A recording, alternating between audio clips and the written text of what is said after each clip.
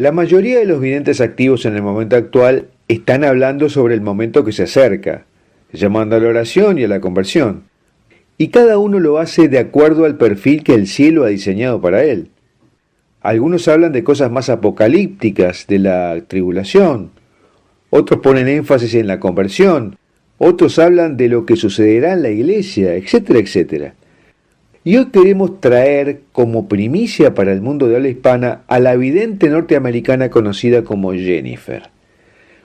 En este video te voy a contar quién es Jennifer, cómo fue elegida para transmitir mensajes al mundo y qué le está diciendo nuestro Señor Jesucristo en los momentos actuales.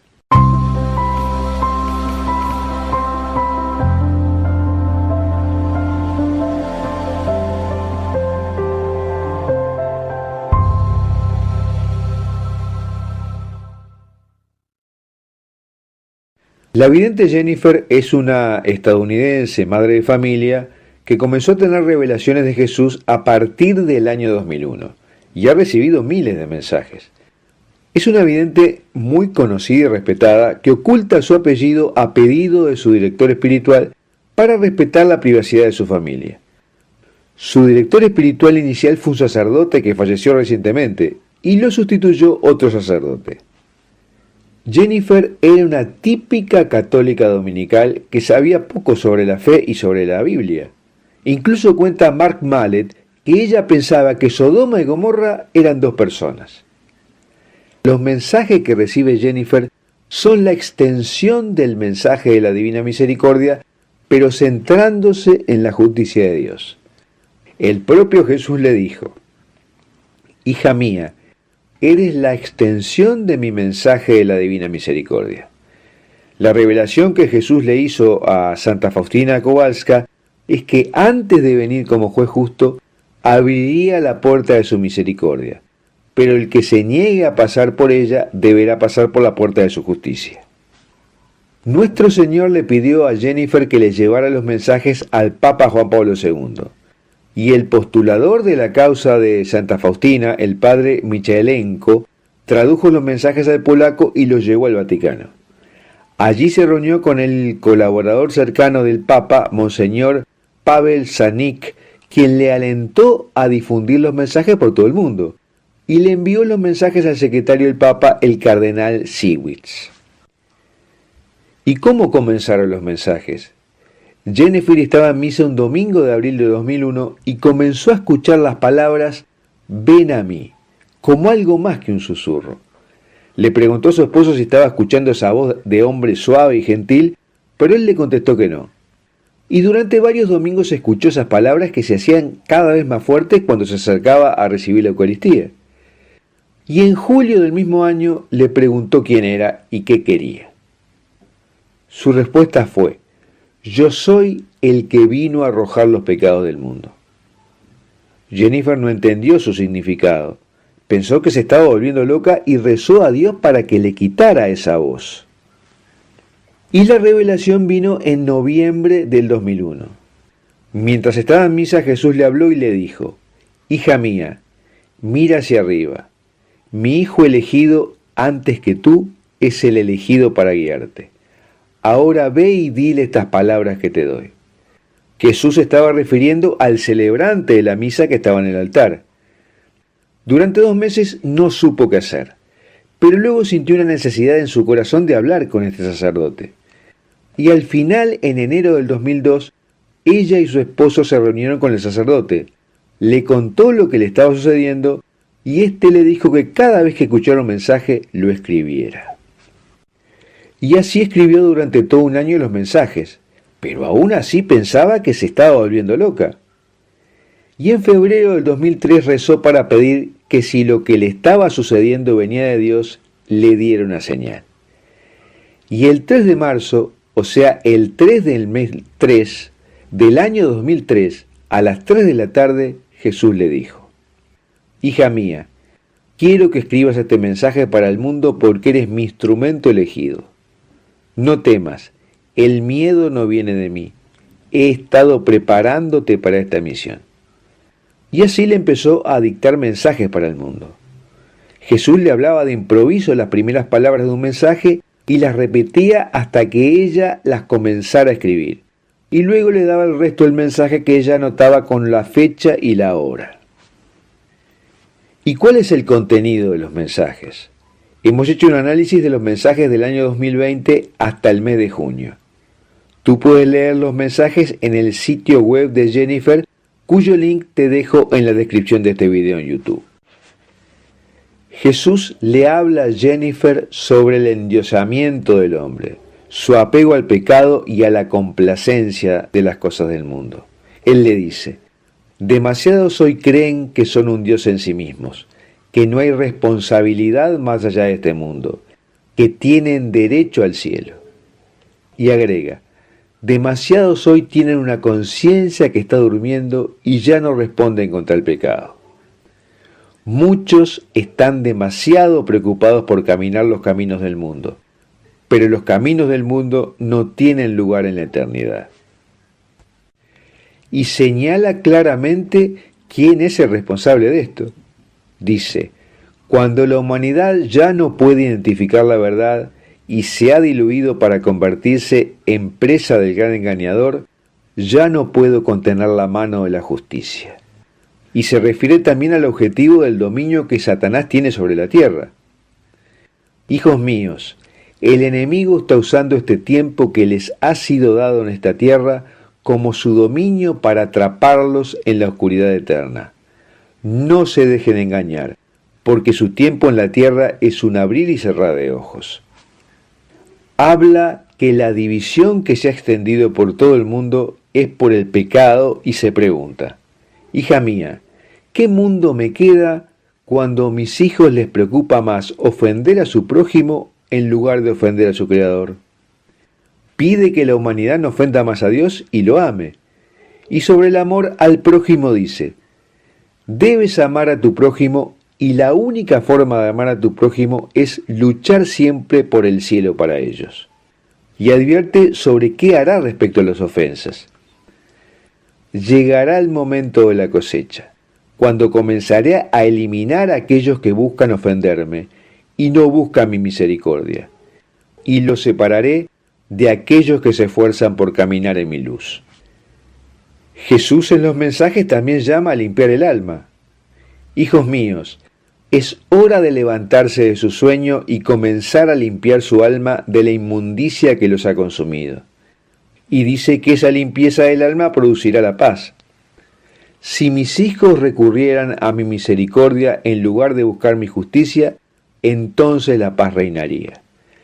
Y nos indica cómo encontrar la paz aún en estos momentos. Elige la alegría, elige la vida y encontrarás la paz. Y también llama a decir la verdad, a comprometerse con ella. Dice: se están volviendo complacientes en un mundo que necesita que usen su voz para decir la verdad. Dice que es la hora de la oración. Oren, hijos, porque es donde encontrarán su fuerza y encontrarán su paz. Mantengan su rosario cerca, porque es la mejor arma que tienen contra Satanás. Nos habla también del tiempo del despertar que está llegando al mundo. Han entrado en un tiempo que será el mayor despertar que la humanidad haya tenido. Y explica que el pedido del despertar viene desde la tierra. Dice: este es un momento del despertar, un tiempo para volver verdaderamente a Dios y buscar mi misericordia, porque las lágrimas de mis pequeños han llegado a las puertas del cielo, y esas lágrimas ahora se han convertido en gotas de sangre que caen sobre la tierra. Y nos habla también de los eventos que sucederán. Hija mía, el desmoronamiento ha comenzado, porque el infierno no tiene límites en la búsqueda de destruir almas en esta tierra. Y habla de temblores y de inundaciones. Pero ya anuncia los signos del triunfo. Cada rincón de la tierra se despertará y los sonidos de las trompetas comienzan a sonar en un mundo que volverá a su creador. También Jennifer recibió una visión sobre el gran aviso de la humanidad. Jesús dice que sus manos enviarán una gran señal y cada alma sabrá de la existencia de Dios. Dice, en un abrir y cerrar de ojos, la humanidad sabrá cómo es su alma ante mí. Haré brillar mi luz y ese gran espejo reflejará en cada alma la suciedad que se ha infiltrado y las buenas acciones que he realizado. Y también dice, verán cada herida que hayan agregado a mi sagrado corazón. Dice que en ese momento habrá sufrimiento en la humanidad, pero que no será por las heridas sangrantes que vean, sino por saber que el rechazo del hombre hacia él ha causado que sangren sus heridas. Bueno, hasta aquí lo que quería contarte sobre la vidente Jennifer y los mensajes que está recibiendo últimamente. Y me gustaría preguntarte, ¿cómo evalúas estos mensajes que está recibiendo Jennifer? El texto de este video lo puedes encontrar en un link que te dejo en la descripción de este video en YouTube. Y además verás ahí otros links a videos y artículos que recomendamos leer. Y si te gustó este video, suscríbete a nuestro canal de YouTube haciendo clic en la campanita que dice todas y compártelo con tus amigos porque es una primicia para el mundo de habla hispana.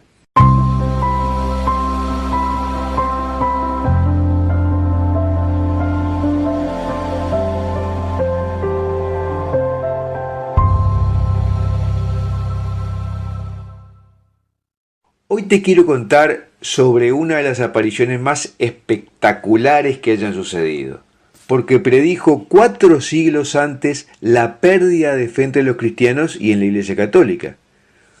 Todo lo relacionado con esta aparición y sus mensajes son verdaderamente sorprendentes. Son tantos los milagros relacionados con ella que parecería un cuento de ciencia ficción, si no hubiera documentos legítimos que lo avalaran. En este video te voy a relatar los hechos más asombrosos de esta aparición, las predicciones que dejó para la segunda mitad del siglo XX, realizadas 4 siglos antes, y las gracias que prometió.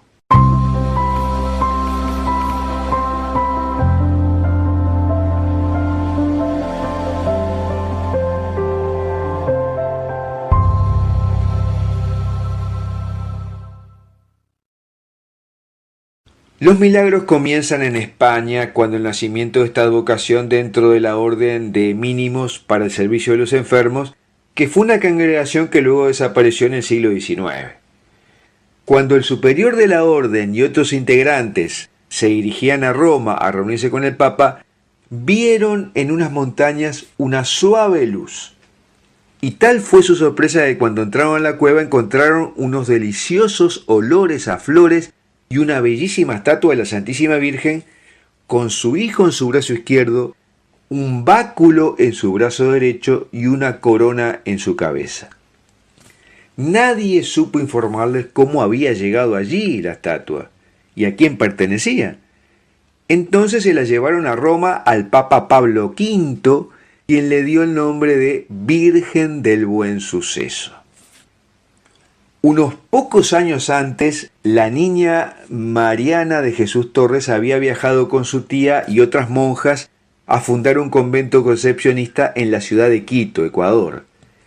Y se le apareció Nuestra Señora con la apariencia de la imagen que habían encontrado los hermanos mínimos, con el agregado que tenía las llaves del convento en su mano derecha. Y Nuestra Señora le dio instrucciones precisas a la Madre Mariana sobre cómo realizar la estatua, y que debía colocarse encima de la silla de la abadesa, porque ella sería la abadesa del convento en el final de los tiempos, para que el pueblo de Quito y el mundo entero recurrieran a ella en los tiempos difíciles que vendrían. La historia de la construcción de la estatua fue un milagro. El obispo había contratado a un famoso escultor para que hiciera la estatua según las instrucciones de la Madre Mariana de Jesús Torres. Pero como el escultor se fue a Europa a comprar pigmentos y demoraba, la Madre Mariana pidió a la Virgen que completara el trabajo ella misma. Y esa misma noche de 1611, los arcángeles Miguel, Gabriel y Rafael subieron al coro para terminar la estatua. Y una vez terminada, Nuestra Señora entró en ella y cobró vida. A la mañana siguiente regresó el escultor milagrosamente y dijo que evidentemente se trataba de una obra angelical y que ningún escultor podía haberla hecho con tanta belleza. Todo esto está documentado por escrito por el escultor y por el obispo. Algo interesante también es que el niño de la estatua no es el original, porque fue escondido durante una revolución en Quito y la hermana que lo escondió falleció.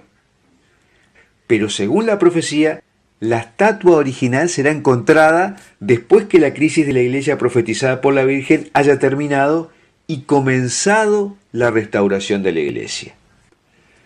Otro hecho milagroso es que Sor Mariana de Jesús Torres murió 3 veces. La primera sucedió en 1582, cuando ella era la superiora del convento y había sido encarcelada junto con las monjas españolas por unas insubordinadas monjas locales. Durante su muerte fue juzgada por nuestro Señor, que le dio la opción de permanecer en el cielo o volver a la tierra como víctima expiatoria por los pecados del siglo XX. La Madre Mariana eligió volver a la tierra y nuestro Señor le concedió 5 años de los tormentos del infierno en la tierra para obtener la conversión de la líder de las monjas rebeldes y demás pecadores. La segunda vez que murió fue el Viernes Santo de 1588, a consecuencia de que se le mostraron los horribles abusos y herejías en la iglesia a finales del siglo XX, y resucitó el domingo de Pascua siguiente.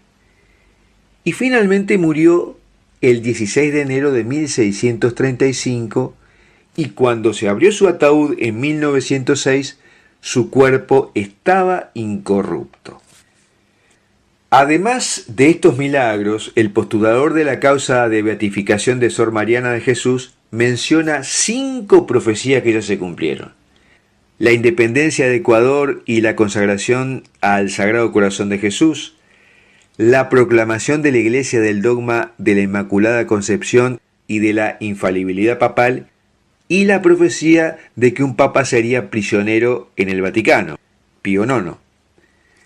Y además Nuestra Señora le dejó 5 profecías a la Madre Mariana que sucederían en la segunda mitad del siglo XX. Debiera entenderse la expresión segunda mitad del siglo XX como un proceso que se abre a partir de la segunda mitad del siglo XX. Estas profecías son una enorme apostasía, o sea, pérdida de fe dentro de la Iglesia, la corrupción creciente del clero, la aparición de abundantes herejías, el abandonamiento de las reglas en conventos y monasterios y la culpabilidad de las autoridades eclesiásticas mayores por esta crisis. La catástrofe espiritual que Nuestra Señora le comunicó a la Madre Mariana, que sucedería a partir de la segunda mitad del siglo XX, sería por el incremento de las impurezas, incluyendo la depravación de algunos sacerdotes que ya se profetizaba, y acicateado por las sectas masónicas infiltradas en toda la sociedad e incluso dentro de la Iglesia. Lo curioso del caso es que la masonería aparece con ese nombre a principios del siglo XVIII, y la Madre Mariana la menciona así un siglo antes, cuando todavía no era nombrada como tal. El período que se inicia a partir de la segunda mitad del siglo XX sería una época difícil para la fe.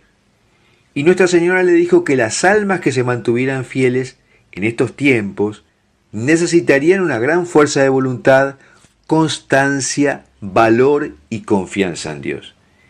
Y que en el momento en que parezca que todo está perdido, Nuestra Señora prometió que será el feliz comienzo de la completa restauración de la Iglesia y el encadenamiento de Satanás. Esta advocación ha sido casi desconocida fuera de Ecuador durante muchísimo tiempo, a pesar que todos los obispos en estos 4 siglos la han aprobado. Pero hay una explicación sobrenatural para esto. Nuestra Señora le advirtió a Mariana de Jesús que el mensaje de las apariciones se conocerá solo después de 3 siglos de silencio, cuando casi todo parezca perdido y comience su milagrosa intervención para restaurar a la Iglesia. También se comprometió a dar ayuda a aquellos que recurran a ella en los tiempos difíciles, a las almas fervorosas que están sufriendo confusión cuando la luz de la fe esté casi extinta. Y especialmente prometió su ayuda a quienes difundan esta devoción en los tiempos en que Nuestra Señora decida que sea conocida. Cuando uno reflexiona sobre las profecías de Nuestra Señora del Buen Suceso, inmediatamente nos viene a la cabeza la aparición de Fátima. No solo porque, al igual que a los videntes de Fátima, Nuestra Señora llevó a Sor Mariana a visitar el infierno, sino sobre todo porque fue el preámbulo de lo que comenzó a suceder en la segunda mitad del siglo XX. Recordemos que el tercer secreto de Fátima debería haber sido revelado en 1960, lo cual no fue cumplido por el Papa Juan XXIII, diciendo que este asunto no es para nuestros tiempos, en contradicción directa con estas apariciones. Y entonces surge la pregunta si el contenido de las revelaciones de Nuestra Señora de Buen Suceso no podrían haber sido parte del secreto de Fátima. Porque estas revelaciones hablan de la apostasía del clero y la culpabilidad de las jerarquías, la extinción de la luz de la fe, la conspiración contra la Iglesia y el dominio de Satanás. Obviamente, sobre las profecías hay varias opiniones encontradas. Y entonces me gustaría preguntarte si consideras que las profecías de Nuestra Señora del Buen Suceso, que sucederían a partir de la segunda mitad del siglo XX, ya se están desplegando en toda su magnitud, o crees que todavía no hemos llegado a eso, o crees que esto nunca sucederá. El último siglo ha sido de pruebas para la humanidad, y esas pruebas parecen agudizarse. Pero la Santísima Virgen ha dicho en el inicio de las apariciones de Medjugorje: tengo un plan para la salvación de la humanidad, en nombre de su Hijo, naturalmente. Y ese plan lo ha repetido en todas las apariciones a distintos videntes en el último siglo. En este video te voy a contar cuál es ese plan de la Santísima Virgen que tiene para salvarnos y cómo se está desarrollando en medio de las tribulaciones que avanzan.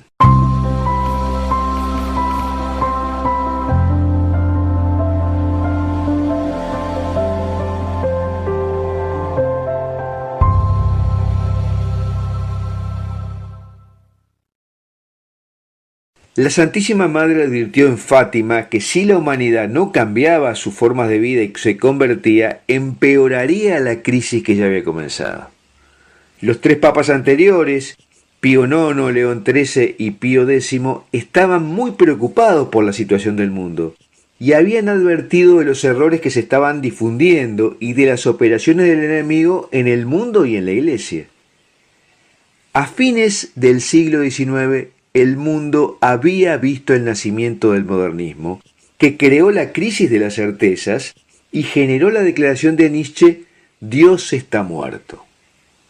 Este movimiento condujo inevitablemente al modernismo teológico, que fue condenado como herético por Pío X, pero logró introducirse sigilosamente en la Iglesia, cuestionando solapadamente desde la revelación misma hasta los dogmas y los sacramentos, y fue avanzando progresivamente hacia una teología cada vez más protestante y secularizada, que contribuyó a quitarle visibilidad a Dios en el mundo y a hacer de él un lugar menos pacífico.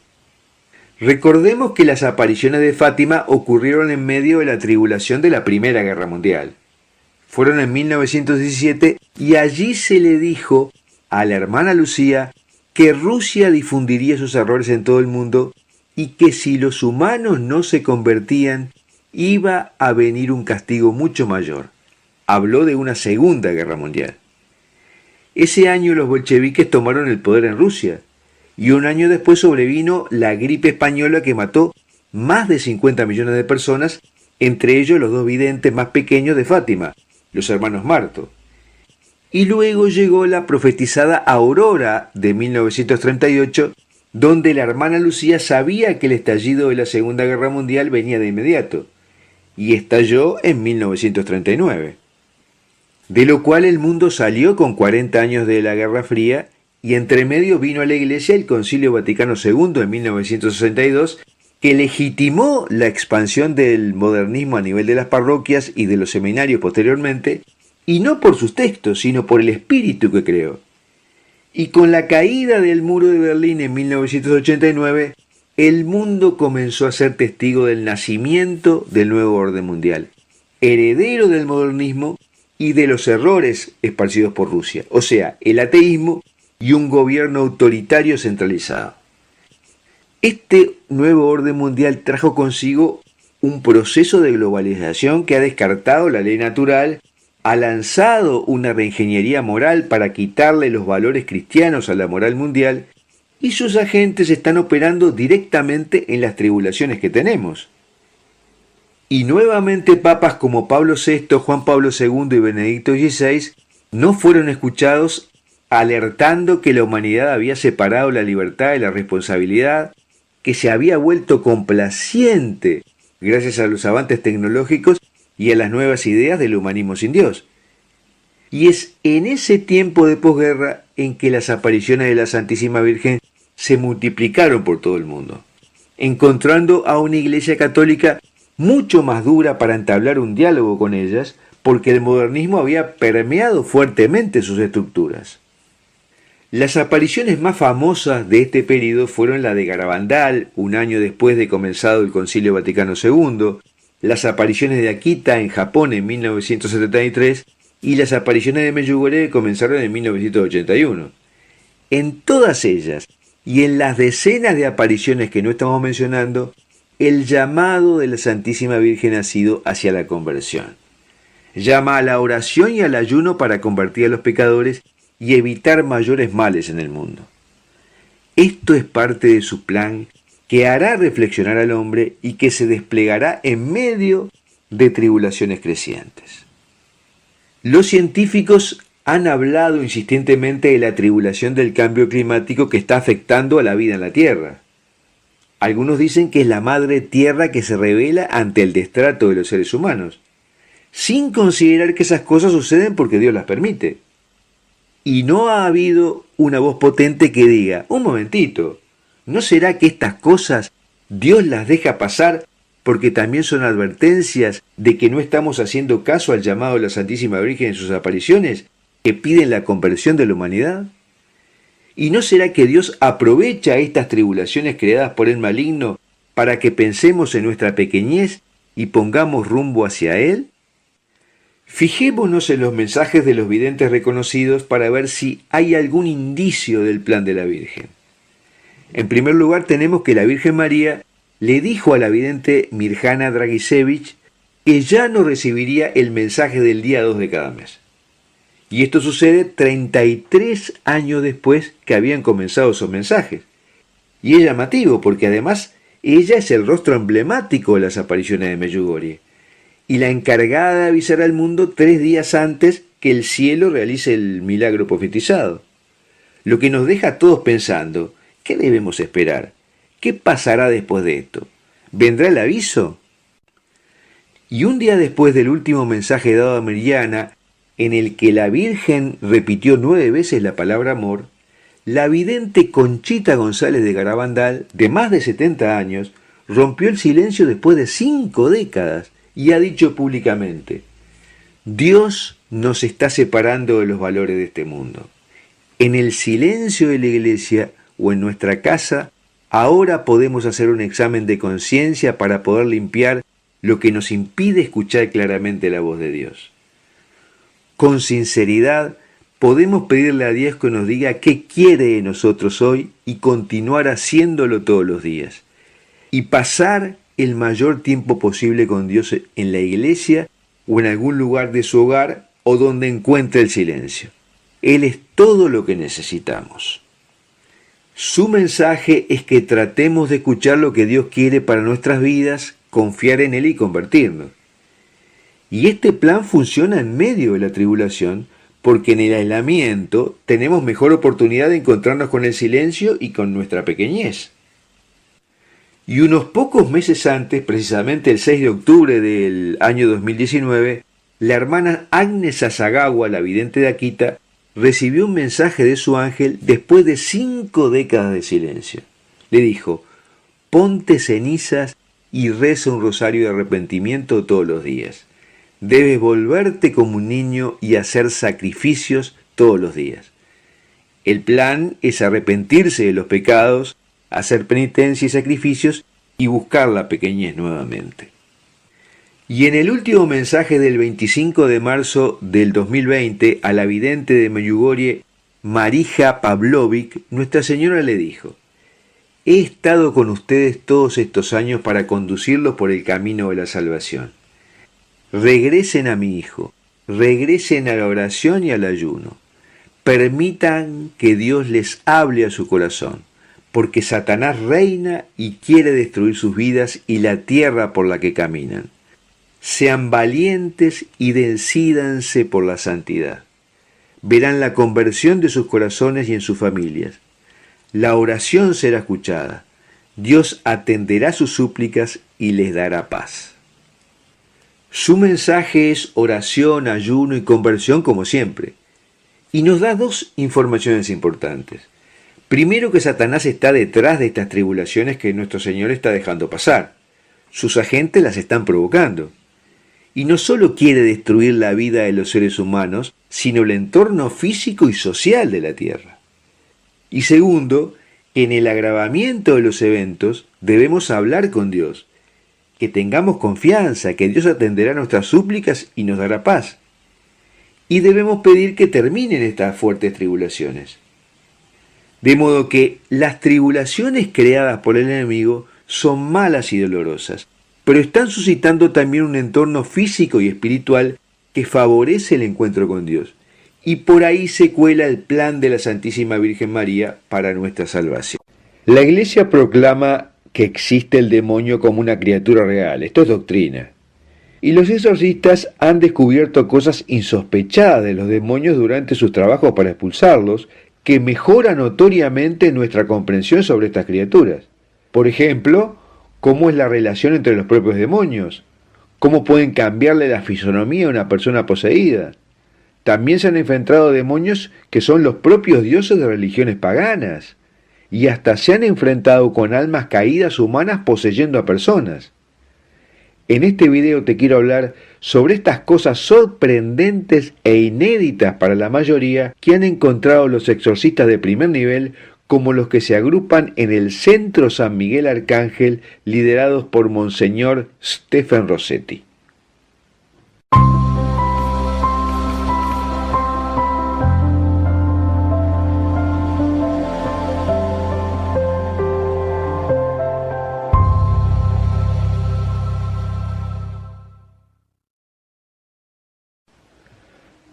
Los exorcistas saben que los demonios quieren aferrarse a su gente poseída.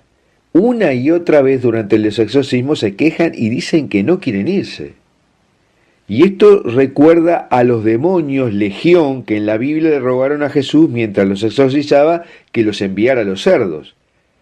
Aparentemente ellos no quieren volver al infierno, aunque es de su propia creación, como sorprendentemente han expresado los demonios en muchos exorcismos. Por ejemplo, un exorcista cuenta que un sacerdote estaba ordenando a los demonios que regresaran al infierno, y le dijo que debían irse al lugar que Dios había hecho para ellos. Y el demonio respondió: Dios no hizo el infierno, nunca hubiera pensado en un lugar así, nosotros lo hicimos. Esa es la explicación de por qué el infierno es así, fue hecho por los demonios. Y por eso es tan difícil deshacerse de ellos y se aferran tenazmente a sus víctimas.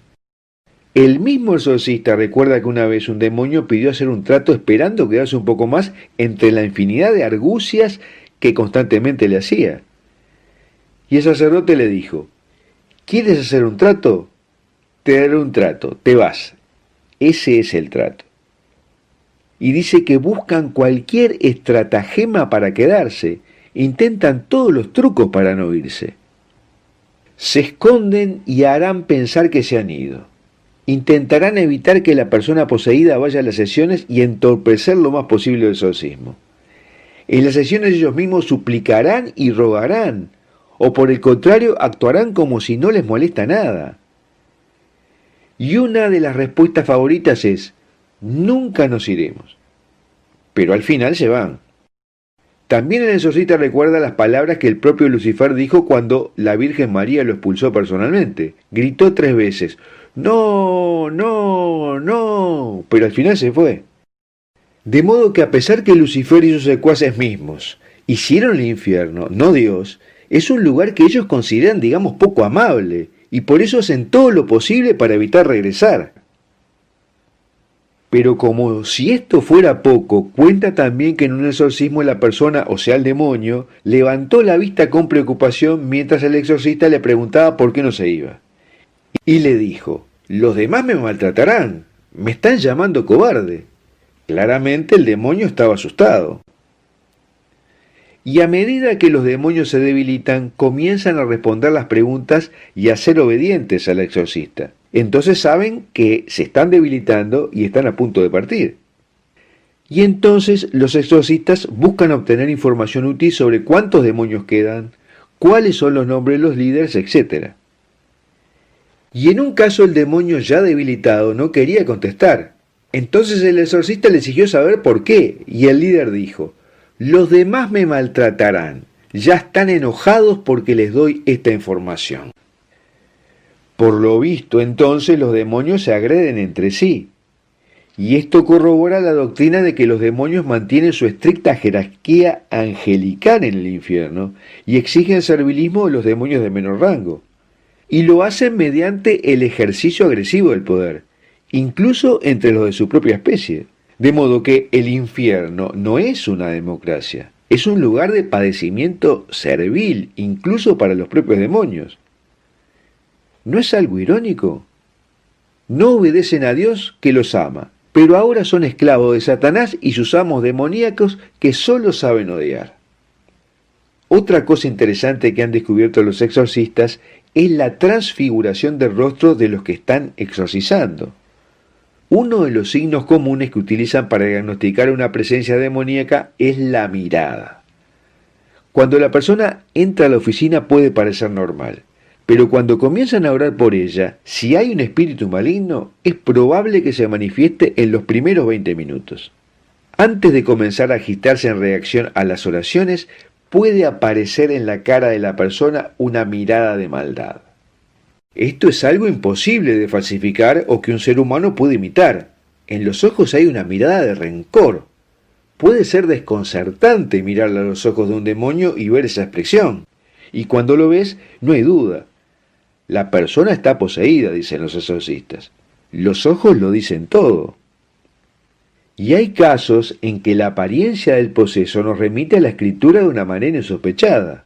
En el libro del Génesis, Satanás es retratado como una serpiente que engaña a Eva para que coma del fruto prohibido, es decir, para que peque. Y en el pasado algunos pensaban que la serpiente era simplemente una metáfora de Satanás. Pero en casos que relatan los exorcistas, de lo cual presentan una imagen que te estoy mostrando, la apariencia de los ojos de un exorcizado cambió asimilándose a los ojos de una serpiente. Sus ojos se volvieron amarillos con pequeñas pupilas negras parecidas a los ojos de una serpiente. Los ojos serpentinos de este hombre poseído sugieren que una serpiente es más que la imagen simbólica de lo demoníaco. Además, durante ese exorcismo en que el propio Satanás estaba poseyendo a la persona, realizó un silbido profundo que sonó como una serpiente. Ese hombre fue liberado y sus ojos son humanos nuevamente, pero la foto es un recordatorio para él y para los exorcistas de que los demonios son muy reales y son similares a criaturas astutas como las serpientes, y a veces suenan como serpientes, especialmente el propio Satanás.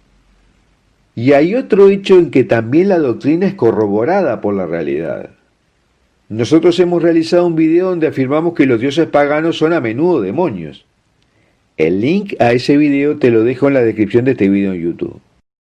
Si muchos dioses paganos son en realidad demonios, entonces al invocar a tales deidades no cristianas, en realidad se puede estar invocando a Satanás y sus secuaces, ya sea intencionalmente o no. Y la corroboración de esto viene por los exorcistas. En medio de una sesión, uno de los demonios de más alto rango se vio obligado a revelar su nombre, y dijo que era Baal. Ese nombre está asociado con una deidad cananea, a veces identificado como el dios de la fertilidad o de la lluvia, y también identificado con relaciones sexuales sagradas por sacerdotes y sacerdotisas paganas y con la promiscuidad sexual. Entonces, para expulsarlo, los exorcistas pusieron alrededor de la cintura de la persona afectada el cíngulo que utilizan los sacerdotes para ajustarse el alba y le ordenaron al demonio que se fuera. El cíngulo simboliza la castidad y la pureza desde tiempos inmemoriales, y Baal gritó: «¡Quítamelo, quítamelo!». De modo que el demonio de la promiscuidad sexual era torturado por el cíngulo que representa la pureza. La adoración a Baal está muy viva hoy, nos demos cuenta o no, y el antídoto es la castidad y la pureza, que rápidamente expulsa incluso a los demonios de más alto rango. Finalmente, otro hecho impresionante. En un exorcismo, una criatura dentro del poseído dijo que se llamaba Judas. Entonces el exorcista ordenó en nombre de Jesús que le dijera si era un demonio que usaba el nombre o era realmente la persona de Judas, el apóstol que traicionó a Jesús. Y contestó que él era esa persona humana. Los exorcistas no se ponen de acuerdo aún si las almas caídas pueden habitar en una persona poseída, pero lo cierto es que son varios los exorcistas que se han encontrado con Judas, el discípulo caído, en los exorcismos. Esto, por un lado, implicaría que Judas está realmente en el infierno, contrariando algunas teorías que dudan de eso. Y por otro lado, los exorcistas dicen que Judas es impermeable al rito del exorcismo, al agua bendita y a casi todo lo demás con lo que prueban, y que finalmente tiene que venir la Santísima Virgen María para echar a Judas de la persona poseída. Entonces, la hipótesis que manejan algunos exorcistas es que Jesús le dio a sus discípulos autoridad para expulsar demonios, pero no para expulsar a los seres humanos caídos. Esto es sorprendente. Bueno, hasta aquí lo que te quería contar sobre estos casos sorprendentes que han encontrado exorcistas de primera línea tratando de expulsar los demonios de los poseídos.